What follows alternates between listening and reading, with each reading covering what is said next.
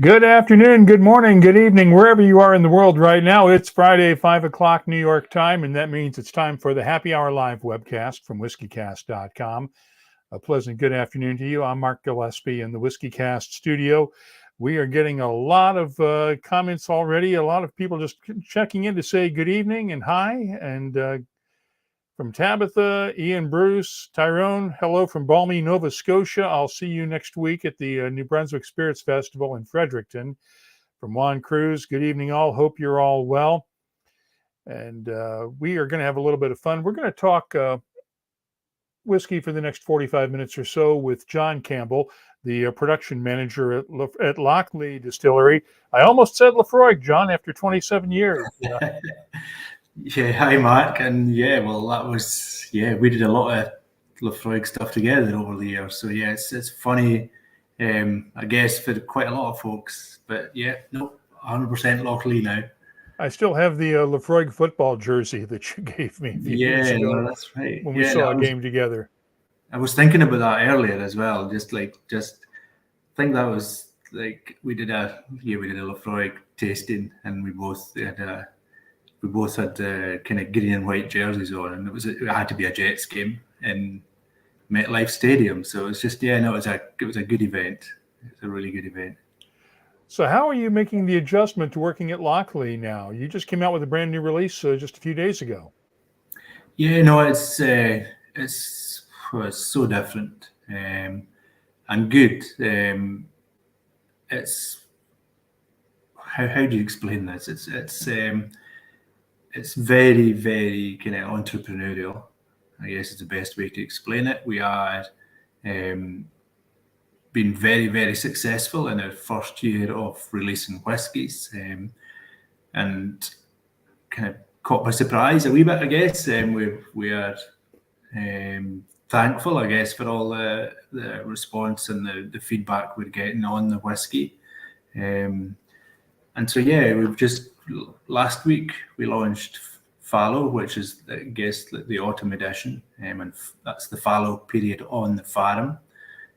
So it's good. It's really, really good. I can't. It's hard to explain. It's just like it's the easiest way to explain it is now. I'm feeling really stretched. Sometimes I don't know the answer to the question, and I have to go and find it out and work it out. So I guess when you've been at Laphroaig for 27 years, there's not much that you don't know. So just about year one, in 11 days, it'll be year one done at Lochlea, and yes, learning so many different things with a different role. Well, happy anniversary. Yeah, no, thanks. And it's been fast. So yeah, great team. Really ambitious team as well. We're all kind of pointing in the right direction, so that's good as well, and the whiskey's good. So when you start at a new distillery, and literally a brand new distillery that hadn't even released its first whiskey yet when you came on board, how much influence did you have over those first 2 or 3 releases, or was it pretty much that you had to deal with what was already decided on? Not really. No, you definitely had influence, and you need to have that if it's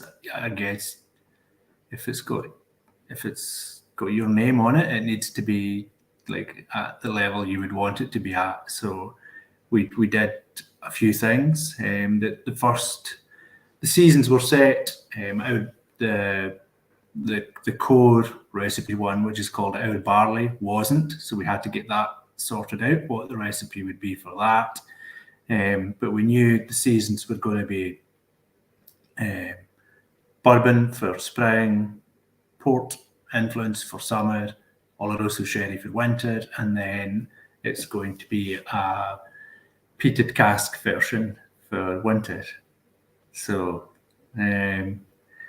that's they're still to come. We've just done the last one there 2 weeks ago. So, and then we're into next year's, because one of the issues we've had this year is shipping all around the world has been kind of crazy the last few months, and so we can't get a a global release because it's 4 months to get it to the US right now, and it's 4 months to get it to Asia. So we're actually bottling the spring version in 2 weeks so that we can try and get it released in spring all around the world next year. So yeah, improving and trying to get things improved all the time as well. Tell me about this peated cask version. I assume you're not making a peated whiskey, but it's a peated cask from probably a certain distillery you used to work for. That would be very close to the mark, I would say. Yes. So it's a coincidence, or maybe first they took the casks and then they took the manager. But no, I'm joking. But so it's just one of those coincidences, I guess, in life that just came around. And so I really want it has to have Lochlea DNA, and Lochlea is an unpeated whiskey, so you have to taste that, but almost just in a Isla smoke bubble, I guess, is how I want to try and get that one to feel like. So, and it might not be quite a lot of the things I liked when I was doing cartridges at Laphroaig was sometimes the nose and the palate would be different and it almost trick you. So like this one will be like that as well, I feel. What is the possibility that you might make a regular peated whiskey at some point, maybe not call it Lochlea? Never say never, I guess. But it's probably low right now. We've got so many other avenues to explore. But I guess the main thing we have to do right now is to show folks what Lochlea is and what the core flavour profiles are for Lochlea and what you expect when you get a bottle of Lochlea. So we have to get almost like the tracks set, and then we can start playing about with things, I would say. So yeah, that's the main thing, getting folks to understand the brand, understand the whiskey, kind of where we're from and kind of who we are. Give us some background on the distillery for those who are not familiar with Lochlea. Yeah, so Lochlea is it's a relatively small distillery, and it's based in South Ayrshire, which is very important as compared to East or North.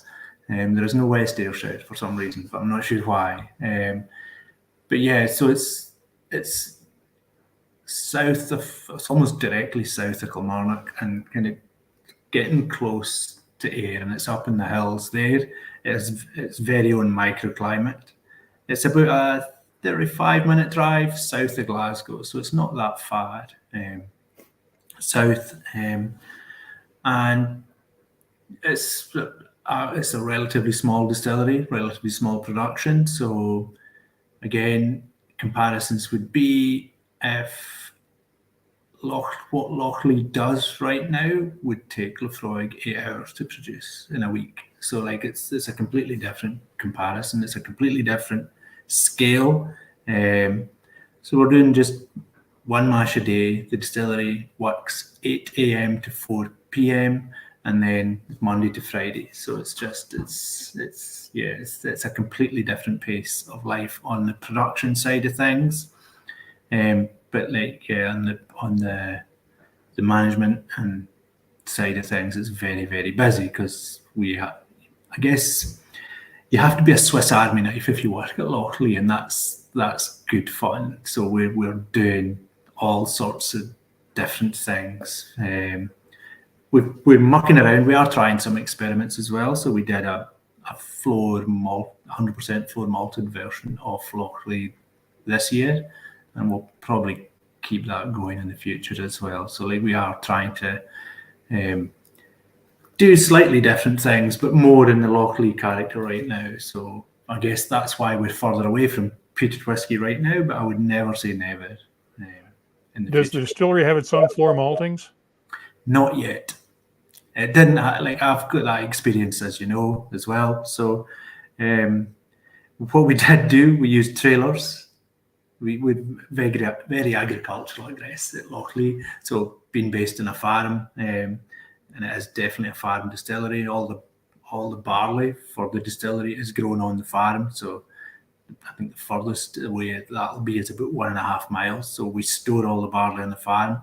We don't malt it yet, but we did do a trial experiment this year in May. So it went well, especially from a quality point of view. The flavour was just that bit different that you would expect. So that's really what we were looking for, and so that it was a success from that point of view. So yeah, and then pretty much everything else is done. So we'll store the malt, we'll grind the malt, we'll mash, ferment, distill, cask, and warehouse on site as well. So it's just if we get the floor malting bit done, we'll basically do from grain to bottling on the one site. A question for you from Tyrone Cote. How would you describe the core Lochlea flavor profile? What's the house style? Yeah, so the core flavours you'd expect in a Lochlea, you should get it's definitely fruit forward as well. So you will get, probably it's generally green apple is the first flavour. You will get pear flavours coming through in a Lochlea as well.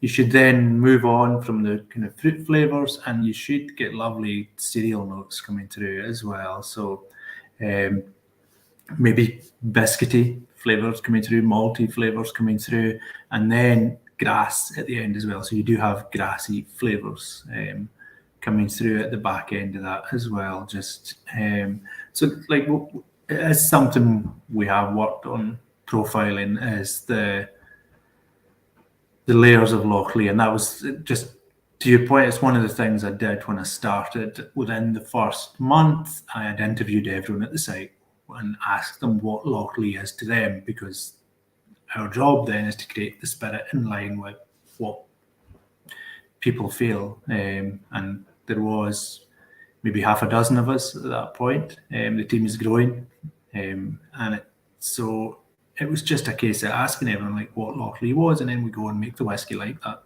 So, but that's the general flavours you should expect in a Lochlea. We have a question for you from, I just want to scroll up here and get the question here.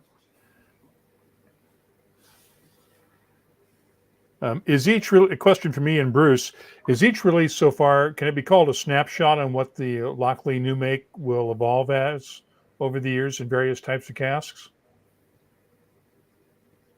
It's a good question. I would hope so. Yep. It's that's the question right now. Do you want to go 100% floor maltings? Because it does change the flavour profile. And then I guess the upshot of that is, if we change the flavour profile, I think emotionally people get it and it's easy to understand. It's just like that, but it'll change the flavour slightly. So we've already told people this is Lochlea, this is Lochlea, this is Lochlea, and then no, this is the new Lochlea. So it's going to change it slightly for the better, I feel, because it gives it more depth, and you get a nice kind of creamy oiliness coming through in the new spirit from floor malting that you don't get in, I guess, mechanized malting. So you get that, and then you just get different cereal notes coming through as well. So it is slightly different, the flavour profile. I think most people would understand, and most people see it as a positive, I feel, but it's just, we just have to get it right as well. Question from Michael Fordham. When will Lochlea start doing tours? Yes, well, probably quite a while, Michael. Yeah, we're just not equipped for doing tours. We can host the odd person. We do have times where we have cask owners, and we do, like, we'll have about 200 cask owners by the time we're completed, and we do host them at the distillery, but that takes a big effort. So yeah, but we don't have any tour guides. You can't buy a bottle of whiskey at the site, so we are we've just been, I guess, or Lochlea's been making whiskey for the last 4 years and not really thought about tours and kind of what that can bring and what it'll do. But I'm sure it'll come at some time in the future, because, well, it is great to see the distillery where whiskey is made. It's so much easier to understand the character of the distillery, the profile, and kind of why it tastes the way it does. So yeah, it's probably something that'll come, but just not yet. Question from Dave Kuhn, who's looking at the Lochlea website and quoting from the site. The exact percentage of a whiskey's flavor which comes from maturing in cask is debatable. Some say 50%, others as high as 75%, and you're grinning here. What say you, Mr. Campbell? He says. Yeah, it's a good question. Sometimes you'll want 75%, sometimes you want 50%. Like, as long as the cask doesn't win is the big thing for me, and I'm really sensitive to this. I guess it's one of those things. So, like, what I mean when the cask wins is that it just becomes too dry, it just becomes too oaky, you can't taste these green apple flavours, you can't taste the pear drops in Lochlea, you don't get any cereal notes, and you don't get grassy, and all you get is just dry and ashy. So, like, we don't want that. So but yeah, the other side of that is, as casks get older and older and older, these cask oils do help build layers and depth as well. So yeah, I wouldn't want too much. So you can almost, like, and I guess, like, answering the question directly now, like, I've talked about it from Lochlea's point of view, but if you are at a distillery and you want cask influence, you can get that. But equally, like, again, so for Lochlea, we don't want that, but we do need the cask influences to shape a bit, but it's mainly about getting the flavour of the spirit through. You have to understand that as well. So yeah, I wouldn't go too high on cask influence for Lochlea, and yeah, that would be the same, I think, for most whiskies that I would want to produce. The question from Connor O'Hare: do you believe in terroir in barley malt? Ooh, I don't. It's a really good question, and because you're in a position to test it now with the grain class at the farm. That's the bit I need to understand, Connor. So I'm interested to learn about that, and it is, I think, if we will understand that more and more and more, because there aren't any distilleries within 25-30 miles of us, which is quite rare in Scotland. So maybe understanding that would be a good thing to do. So maybe we will try and mature a few casks somewhere different to understand what it does to the maturation profile, etc. Like the barley. Yeah. Because see, now I'm going to ask lots of questions here as well, because like there's south-facing hills in the farm, and there's north-facing hills, and there's east-facing hills. Does the barley taste different even in the hills? Because the south-facing hills will get the most sunshine. That's just the way it's going to be. The north-facing hills won't.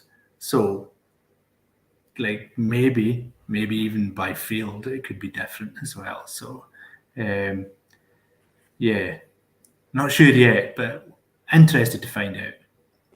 Greg Serafian wanted to know, and he asked earlier, will we see ever a bourbon cask only version of Lochlea?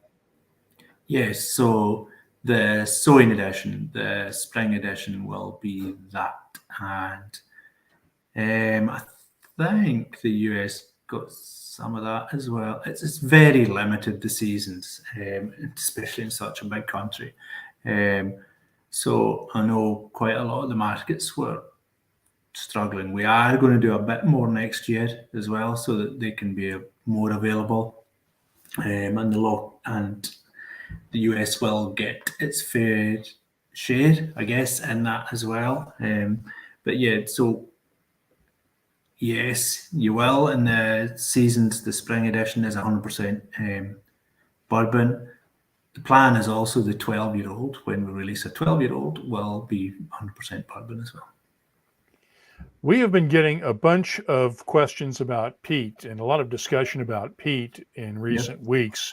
And I want to call on your 27 years at Laphroaig as the expert on peat. Some of this is going to be elementary, but there are people who don't know the answers and they're asking the questions. So let's go through some of this. Basically, what is peat? Some people think of it as just the flavor in the whiskey, but what is peat and where does it come from? Yeah, no, it's basically decayed vegetation, grasses, and it basically starts out as like a little water, I guess, or like a period of water, and then just the vegetation decays and decays and decays, and over thousands of years turns into quite almost kind of clay like something. I don't know. You cut it out of the ground, you harvest it generally about March, April time of the year. You leave it out over the summer to dry a bit, and then you'll take it back. And it could have been used in houses for heating, but it was used in distilleries as a fuel source almost to dry the barley, and the flavour came along with it as well. So yeah, and it's different in different regions of Scotland, the peat, just because the geology is different as well. So you'll get plants and grasses on Islay that you won't get in Orkney, say, for Highland Park. So that's why the peat tastes slightly different in different areas as well. So yeah. How is the peat for commercial uses like whiskey making harvested? Is it done on a large commercial scale, or is it somebody out there just cutting it with a spade? So the both will happen, Mark. So like again, like on Islay, it'll generally be cut by hand cut, and equally on up in Speyside, it'll definitely be machine cut for commercial maltings. So for the distilleries that cut, it'll generally either hand cut or mimic hand cutting, I would say. So because you don't, the reason for doing that is you don't want to squeeze the moisture out of it. Because if you get a nice skin on the outside but keep the moisture on the inside, you actually use less to get the same smoke flavour. So as you know, the Scots are very thrifty, so we try and not waste anything. So like we will definitely, like, I know that was a focus at Laphroaig, to try and keep as much moisture in the peat as possible so that you had to burn less to get the same amount of smoke. And the smoke is what's important. It's not the flame, right?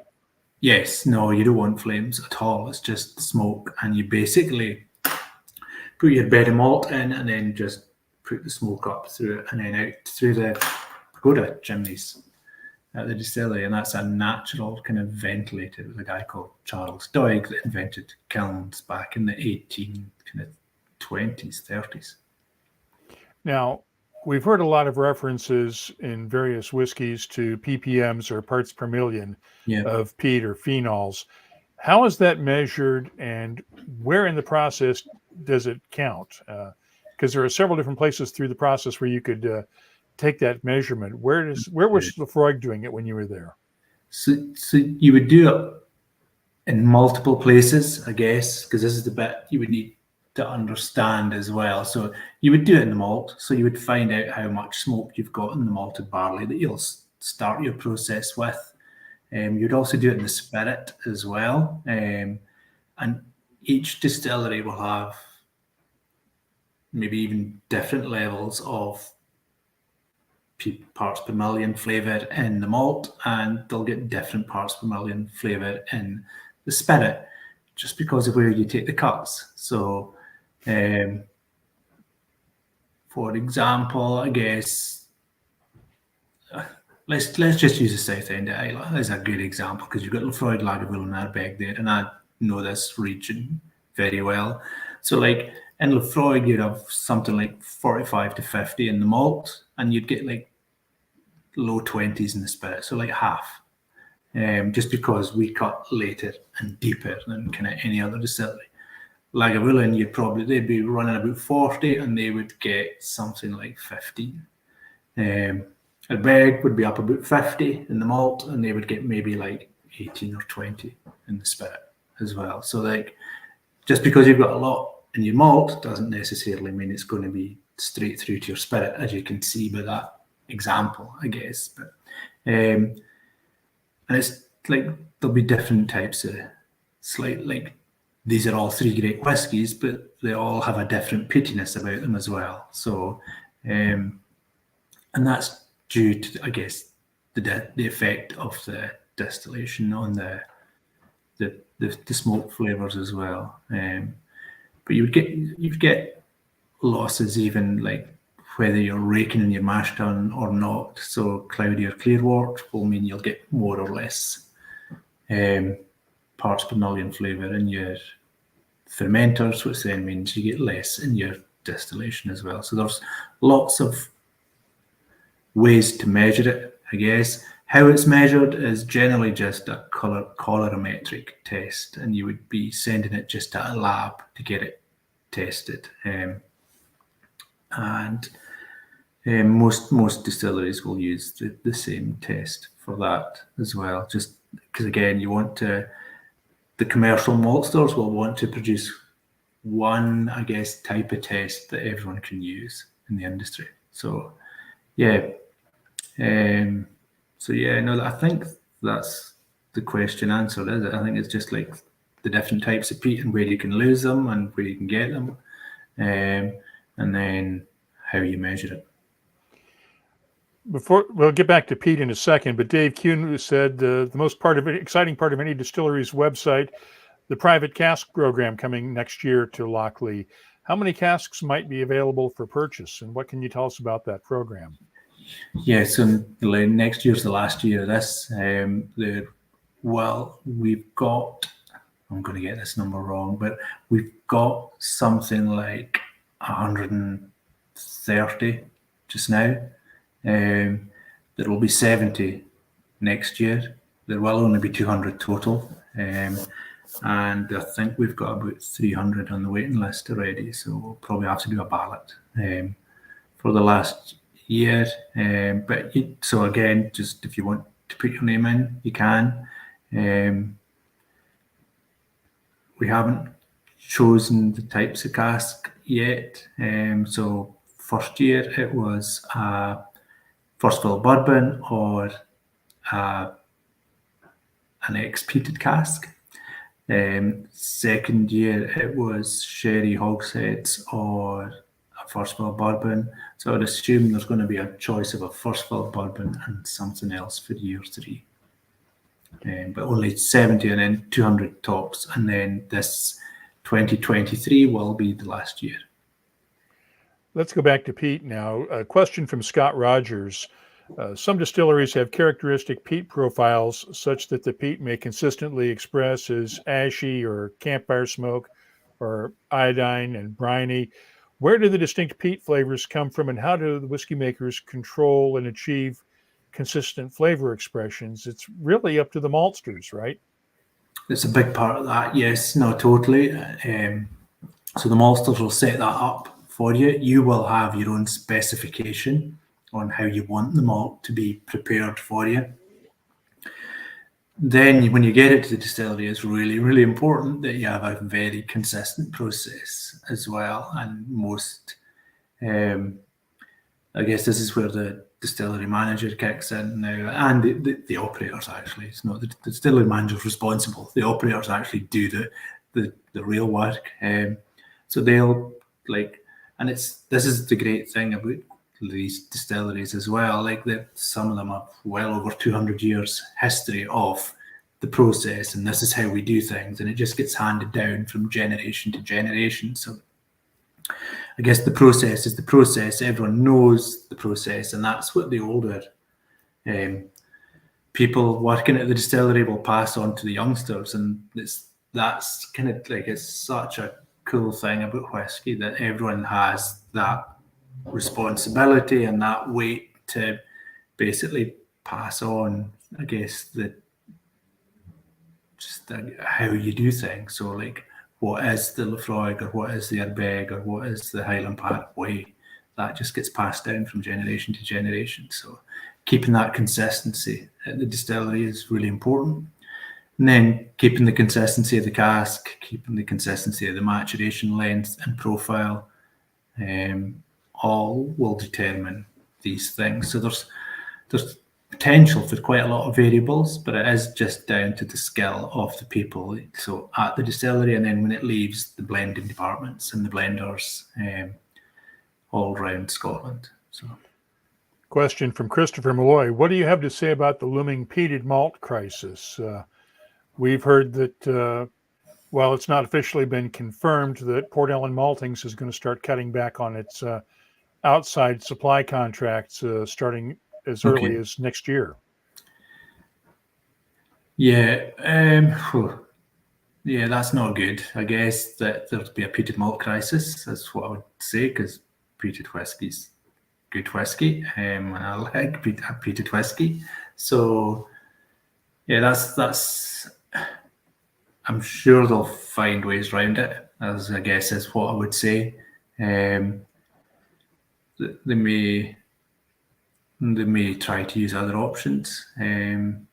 So just because it can't be done at Port Ellen doesn't mean it can't be done at all. And I'm sure they'll be resourceful and they'll find ways. So I guess an example of that might be that maybe, like, so for example, I'm going to keep going back to Laphroaig. They have their own floor malteds. Maybe they will over-peat the floor malteds to get really, really, really heavily peated malt, and then blend it down. So you won't notice the difference in the flavour profile. So there are tricks and options you can do. I'm pretty sure the industry will sort it out as well, though, to be fair. And I think it'll sort itself out. Yeah.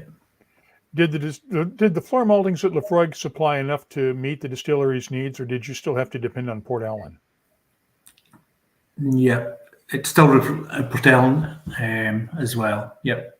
So, and I think Laphroaig's okay from what I hear. So, did you have a backup plan just in case there was a problem at Port Ellen and they couldn't supply peated malt for some period of time? Yeah, no, you always have a backup plan. So there's one of the other issues is that one of the maltsters had a fire that does produce peated malt, so that's kind of blocked the pipeline a wee bit as well, and so that was really unfortunate. So that's kind of exacerbating the problem with what's happening with peated malt. I'm sure they're close to getting the peated malt going again. So I think they'll find a way through it. I definitely do. I can't see them not finding a way through it. How much change would it be for a distillery? This question is coming from Chris Ratcliffe. How much change would it be for a distillery to have to change malt suppliers? It's a good question. It could change it a lot, or not a lot equally, because the thing that could change it, if you're talking peated malt here specifically, would be the peat. So if all of a sudden you're getting malt from the mainland, the peat supply is going to be maybe different. So it will produce slightly different peat flavours than if you were doing it, say, on Islay, or if you're getting that up to, say, Orkney with Highland Park, or Talisker even, I guess. So like, it's all, the peat, as I said earlier, is regional. So you could send peat from Islay up to these suppliers and they could give you Islay peated malt. So as I say, I think there are lots of ways around this. They'll get it sorted. I have no doubt they'll get it sorted. There are always problems on the production side of things. There are always headwinds. And I guess it's just like, it's the same headwinds that everyone's got in their life just now with energy prices and all of these things. So like but they've been around for over 200 years. They will find ways through these problems as well. Now, there's been a lot of talk about the sustainability of using peat as a resource. Yeah. Is it sustainable to keep doing what the industry has been doing? Let's face it, whiskey production uses a minuscule amount of peat compared to the gardening industry and other industries that use a lot of peat. But is there a time coming when we might not be able to count on having peat available to us? Oh, I can't answer for the industry in this one, but I know, again, I can take you down to Laphroaig level. Laphroaig peat supply is sustainable. We got there a couple of years ago, and we're actually regenerating more peatlands than we are using. So I know for Laphroaig, it'll always have its peat supply ready there on Islay and Bowmore actually as well. So we did the whole kind of Laphroaig and Bowmore are basically owned by the same company. So these two distilleries have a sustainable peat supply for the future. Christopher Malloy, and I'm not going to show the question on there because you had a typo. Was there ever such a thing as an unpeated Laphroaig while you were there? I think, if I remember right, you guys did do unpeated Laphroaig for blending purposes, right? That's correct. But we didn't call it Laphroaig. We called it Ardennastil, which was the name of the. There used to be two distilleries in the Laphroaig site back in the mid 1800s. So there was Laphroaig and there was Ardennastil. So we called the plain single malt Ardennastil.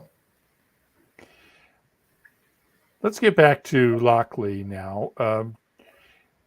Peter Hunt wants to know what your favorite Locklea release is so far, and are you planning on the Southport Whiskey Club single cask being the best Locklea release ever? I think I know which club Peter's a member of. Ooh, that sounds like pressure there, Peter. But yeah, no, absolutely. So favorite release so far is our barley. It's just I don't know. It's just been my favorite so far. There's been more depth in that one, although I do think Harvest was good as well with the port one. Ports always works just really, really well for me as well. It's quite a strong, dominant flavour you get from a port cask as well. So I think we managed to get a nice balance there so that you would still taste the Lochlea profiles. So I was happy about how that one turned out, but definitely our barley is my favourite so far, and say that's what I'm got in my glass this evening. So yeah, it just provides really good depth, I think, for a whiskey of its age. Question from Christina for you. Don't you also have the title of Master Blender as well as Master Distiller? I know you officially use the title of Production Manager, but you have the responsibility of being a blender as well, right? Yep.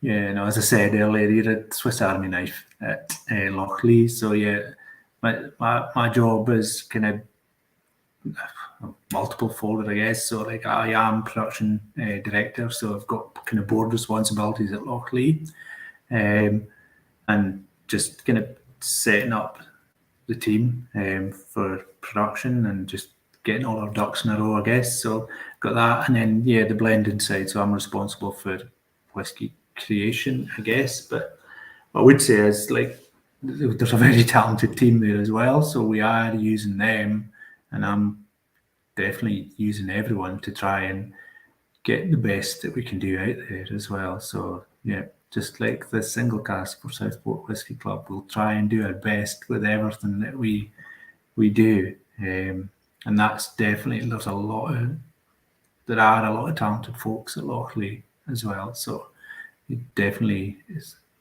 while I'm responsible, I will definitely lean on all of them. Connor O'Hare wants to know, would you ever use a beer cask to finish a whiskey? Ooh, maybe, Connor. Working on something just now that'll, it's a couple of years, maybe down the line, maybe a year, couple of years down the line. So yeah, working on that. Let's see. Peter Hunt also says, our barley is a stunner. He's had 2 bottles disappear so far. Yeah, no, it's like that. You've got to watch. It's so Moorish, I feel like.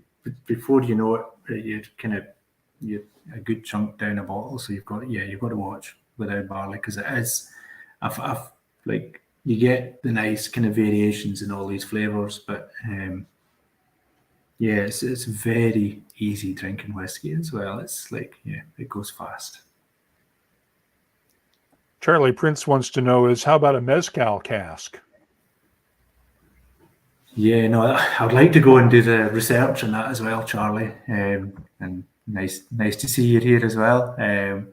So yeah, there are so many, like, mezcal's an amazing spirit as well, just because of the variation you can get in mezcals as well. So yeah, I haven't probably researched it hard enough, but definitely up for a mezcal cask and probably a visit as well.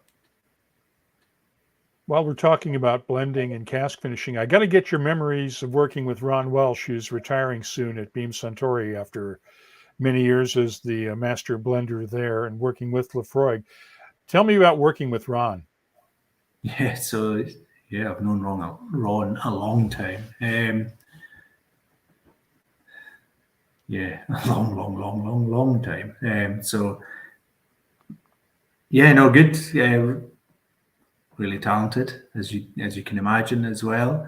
And just, it's the same with everything. The people that are passionate, that care, just, it's attention to detail, and it's just keeping pushing, keeping learning, creating that, like, I guess, development inside you. So that's always the thing, I think, that, like, with most people I know that have kind of been blenders, master blenders, it's definitely down to attention to detail.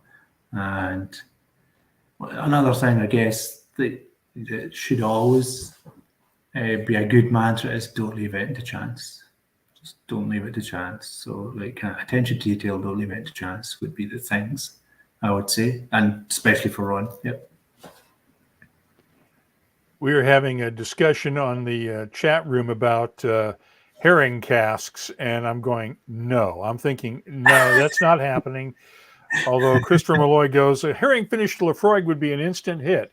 No, it wouldn't. I've tried a herring finished Bruichladdich. It was not an instant hit. No, there are some interesting, like we will get to lots of interesting stuff. We are trying experiments at Lochlea as well, so we are doing different things. Like what we've seen so far, we've got 15, 16 different cask types. You're only going to be seeing 4 or 5 of them right now.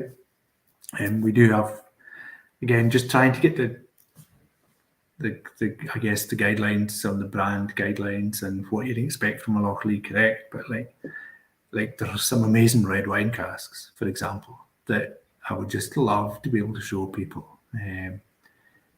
That will come eventually, but it's just, that's not part of the plan right now. But it does work amazingly well with red wine. So yep, hopefully see something like that in the future. Since you grow all of your own barley at the farm for Lochlea, Yep. Pete Head wants to know if it was asked already, and it hasn't been, will you be experimenting with different barley varieties at the farm? Yes, hopefully at some point. We're staying quite rigid with that just now as well, just to try and keep things going. But yes, we could, especially if we, like, you can expand. Like, so for example, there are so many ideas in all of us as well that we want to try and do so many things, and especially even like the owners are like desperate to try different things as well. So you could, like, so for example, if we keep floor malting 1 or 2 weeks of the year rather than 100% of the time, that would be a great chance to try to show like different barleys, etc. So that I think there are so many ways in which we can frame things, I guess, to show variance, because people do like to see Once we've got the kind of, I keep saying this, but once we've got Lochlea framed in everyone's heads, then we can start to try and play about a bit and show people what it can become. Peter Hunt says, from an outsider looking in, starting at a young distillery with such a variation of cask types must have you feeling like a kid at Christmas. Yeah, no, it's learning so much, Peter. That's the thing, I guess.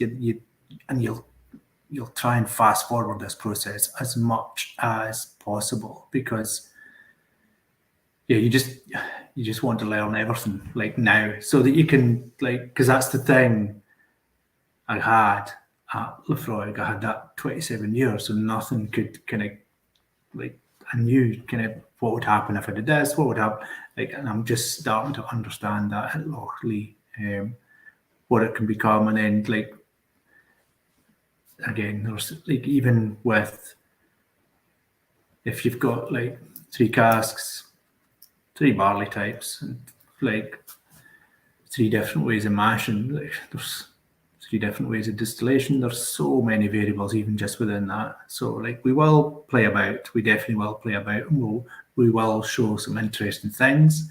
I think we will have that flexibility as well. We've got the opportunity to do that because we are a kind of family-owned, independent company as well, and so we will show these sides of ourselves. How do you balance the desire to create great whiskey with the financial obligations of knowing that it's a young distillery and you've got to lay this whiskey down for years and years before you can actually sell any of it? Yeah, no, and it's like, we're really lucky in the owners we've got, I guess, is the answer to that, because there are no limits as yet.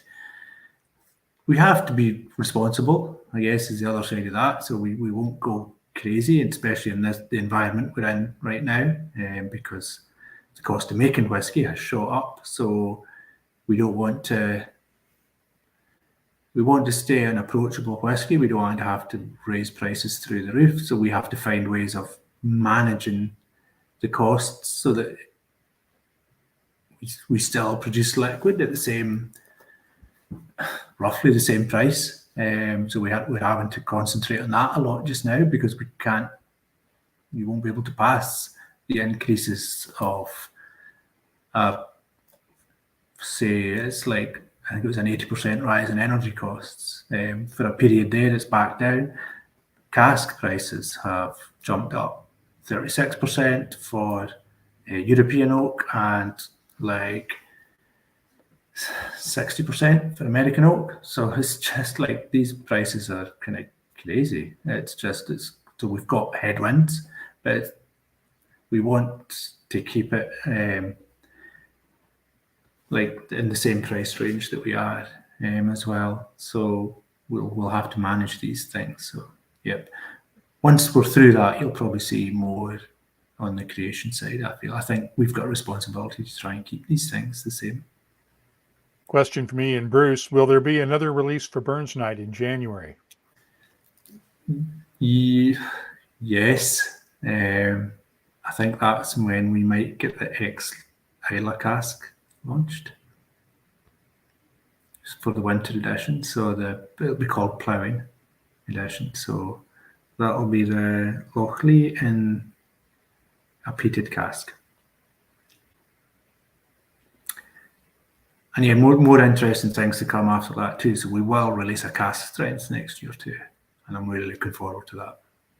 Oh, that'll be interesting. I can't wait to try a Cask-Strength Lochlea. It'll be a good mix. It's going to be sherry, hogies, and first fill bourbons, so it'll be a nice mix as well. Yep. So that's coming next year. So probably middle of next year, before we get that one going. And Christopher Malloy wanted to know where he could find Lochlea, or when he can find it in New York City. It's just now really reaching the U.S. market, so it should be in New York fairly soon, I would assume, right? Yeah, no, it should be available, and I can find out. So yeah, if you just, it's Impex that we're using for distribution in the US. So it will be available in most markets. So even if you want to find out, you can email john@lochleadistillery.com, and I will endeavour to find out for you, because I can contact the distributor directly and set you up with where you can go and buy it. And that email again is john@lochleadistillery.com. Yep. Please don't abuse it, guys. Or do. I'll just delete it.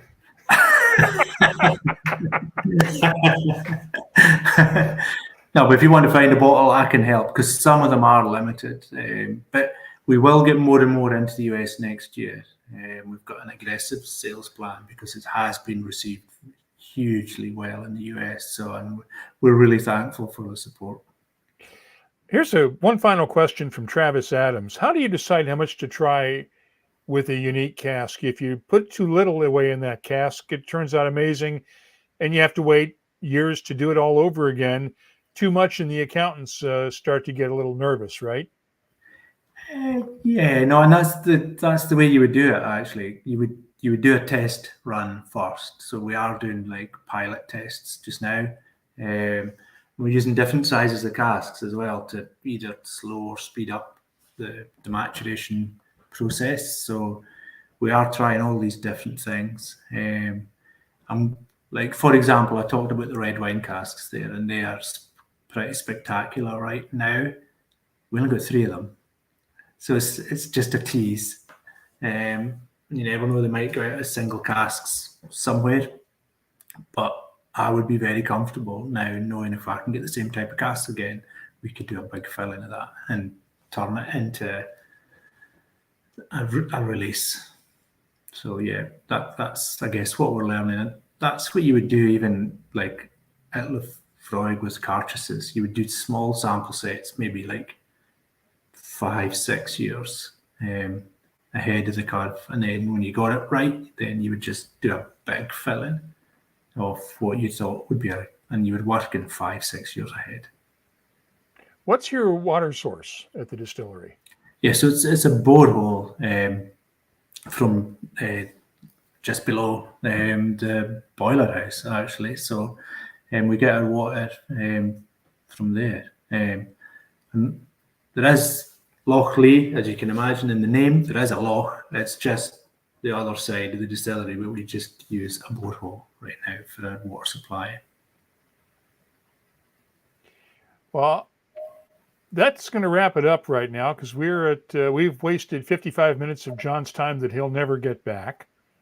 No, that's okay. This is good fun. Good questions as well. Yeah, we've had great questions. Yeah. Thank you to all the listeners who submitted questions, both in our app and on the various pages. And I want to address something that came up. John, I'll let you go. Thank you for doing this.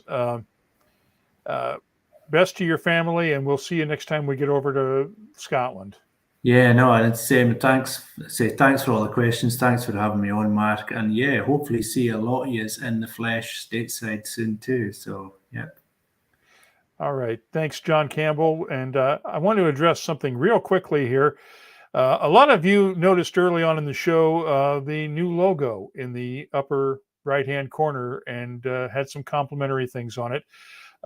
Tomorrow is our 17th anniversary of the very first WhiskyCast episode. And we decided to celebrate with a couple of different things, and one will be announced later on. But the second was refreshing the logo that we've been using for almost 17 years now. So we've refreshed it. I hope you like it, because it's not going anywhere. We're going to use it for another 17 years. So we will see you in a couple of weeks. No show next week, because I will be in Fredericton, New Brunswick for the New Brunswick Spirits Festival and traveling, so I will not be able to do the show. But thank you again for everybody who watches. We appreciate it. Thank you all for listening over the last 17 years to the podcast. We couldn't do this without all of you. Thank you again, and we'll talk to you next week.